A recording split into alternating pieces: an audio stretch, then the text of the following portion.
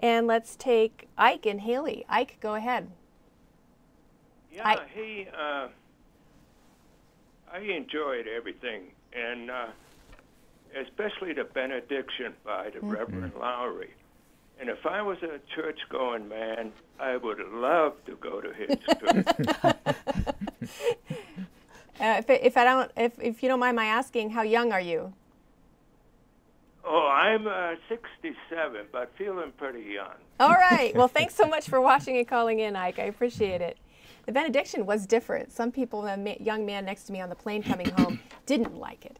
He said it was a speech in his mind. It had some humor in it, of course. What did you think? It was classic preaching in a sense. Well, you know, he's a preacher. I think he did a good job. Yeah. Yeah, and it's the person sitting on, next to you on the plane was probably someone of a later generation who doesn't remember what the civil rights movement was like, and where many of the leaders of the civil rights movement were Southern Baptist ministers who had a certain way of talking. There was a rhythm to it, a poetry to it. That sounds similar in many ways to some of the rap songs that we hear nowadays, but there was a particular cadence and poetry. So, and that harkened back to that for me. And he referenced a blues song, Lowry did, in terms of, you know, if you're white, all right, if you're black, get back, if you're brown, stick around, yellow, mellow, red man, get ahead, man. It was part of that call and response of that tradition. I think it was a phenomenal sermon / speech.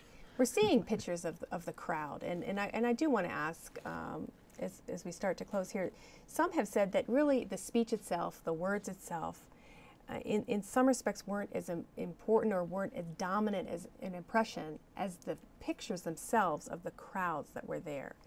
How do you feel about that? I think there's a lot to be said for that. When I was watching it on TV with some students and colleagues at NNU, when you saw the crowd stretching back almost all the way to the Potomac, and you think of on that mall, it was roughly 2 Idahos in terms of millions of people.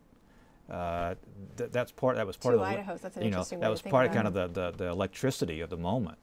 Not unlike, you know, Kennedy with his youth in 1961, with Obama and that whole environment of it. I mean, not that the words didn't matter, but they were almost anticlimactic in a way. Well, I thought the words did matter, but I thought there was this all expression of hope. I mean, that was the thing that struck me among looking at all the faces. It was the hope thing.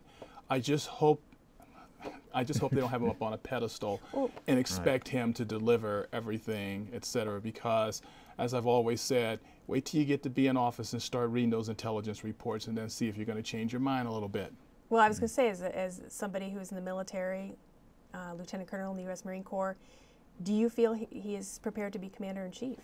Well, since he's never been in a formation, I don't know. I would think, and I've always thought this, is that you have to have some basis, otherwise, some basis for understanding defense. Otherwise, you just really don't have a good perception. We saw it with Bill Clinton. Certainly he did not have the respect of the military. We always respect the office, and I think that Obama has a steep learning curve to understand the culture of the military. You'll give him how long of a trial period, do you think? It's how long I give him, it's how long the world's going to give him. Yeah, you think he might be tested? Oh, I think he will be. I want to ask you, vis-a-vis the crowds, you were at the March on Washington. Yes, I was, and it reminded me very much of that. A very large crowd, and people, truly, such diversity. It really was representative of what I think of this country. We're made up of people from all over the world, immigrants from all over the world who put their shoulders together and built this country and have kept it going all these centuries. I think they are so representative of the American people, the fabric of this country. Professor Shaw, I want to ask you, there was some thought that there would be a lot of kind of call to action or call to service in this speech. Now, he did mention that Americans need to act more responsibly. Right. But he didn't really say how or in what manner. He didn't give specifics. He did address, of course, the promise of citizenship, the requirements of citizenship, the spirit of sacrifice, and you know, there was references to that in military terms in part, where we actually made a reference to Vietnam and Khe Sanh. He didn't give specifics, and usually that's not what happens in an inaugural address. You know, he's laid that out in campaign speeches, he will in other speeches. But I think, again, if you read the speech and if you listen carefully, if you go back to it, you'll see his explicit linkage of, you know, who we are today, what we're facing today, and what we have inherited from the past and what we owe to the future, and how we contribute to something bigger and broader and grander than ourselves. I've experienced that, and you know, Ron and Yvonne mentioned they voted for Obama. I did as well. My wife and I have 2 daughters, each of whom is biracial, and the oldest one, the night that Obama won, I forget which channel we were watching, it may have been CNN, when they declared him the winner. Our oldest, who is black, white, and Hispanic, she said, this is close to a quote, I think, she said, "I now feel like this is my country too." And I think there are a lot of people who feel that way, and I think that will be borne out. I have to believe, I'll use hope, I know it's a little bit worn of a word now, but I have to believe that will be borne out in the years ahead as people think, well, what can I do? Maybe something small, you know, picking up trash in the neighborhood, going to a senior citizen's home, doing something that makes me part of this larger enterprise, this experiment that we call democracy. What's your sense of the next steps? Well, I think the next steps are just people work together, et cetera. But I want to say one thing. I'm one of these people who has always been proud of my country. You just can't spend 20 years in the Marine Corps or aspire to be a Marine officer and not feel good about your country. So I'm not one of these people who are out there saying, well, woe is me. I always love my country, you know, and when you travel around the world, I'll guarantee you Americans pick Americans out.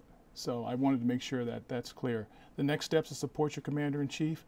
You know, give the person a chance to do the wonderful things he's promised. The beautiful thing about America is that we elect people. We have a beautiful process of transfer of power, and we have ideas. And Obama represents new ideas. Give the man a chance. Let's see what he can do. Sure.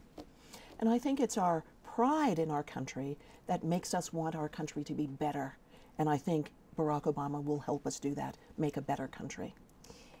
Is your sense he's been called post-partisan? Post-partisan. Can we be post-partisan? No, I don't think you can. It's like, you know, because he gets elected, we say we're post-racial. It's not that simple. And politics, in part by its nature, is partisan. You know, what's going to be interesting, I was talking with a colleague today, what's going to be interesting as this presidency gets going, is not so much when Obama has his first fight with the GOP on Capitol Hill, because you know that's going to happen. It's his first fight with his fellow Democrats. Everybody's shaking their heads around the table. When he goes toe-to-toe with a Feinstein or a Leahy or someone else, exactly. That's, you know, so post-partisan, no. Well, and it was, I was there as well, stuck with you in the same in the same purple tunnel of doom, or whatever we want to call it. And I see you're wearing purple. Yes, out of honor. It's the color of my doom ticket. But it was certainly a fascinating experience to be there. And having grown up in Washington, D.C., I don't normally talk about my personal views on this show, but I am a D.C. native, and having grown up there and unfortunately seen how segregated that city can be, it was remarkable to see the diversity of people in areas where I never had seen them before, on certain metro lines, on the mall and everything. And I know you've lived in Washington, perhaps you have too. Oh, yeah.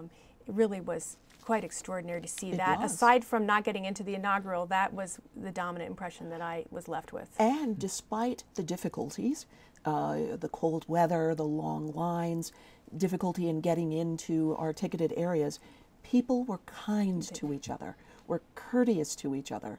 It was so heartening to see that.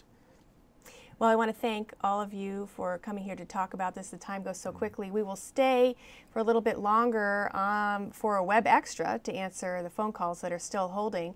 And I want to thank you, as usual, our viewers, for tuning in to this edition of Dialogue. We hope you'll join us same time next week.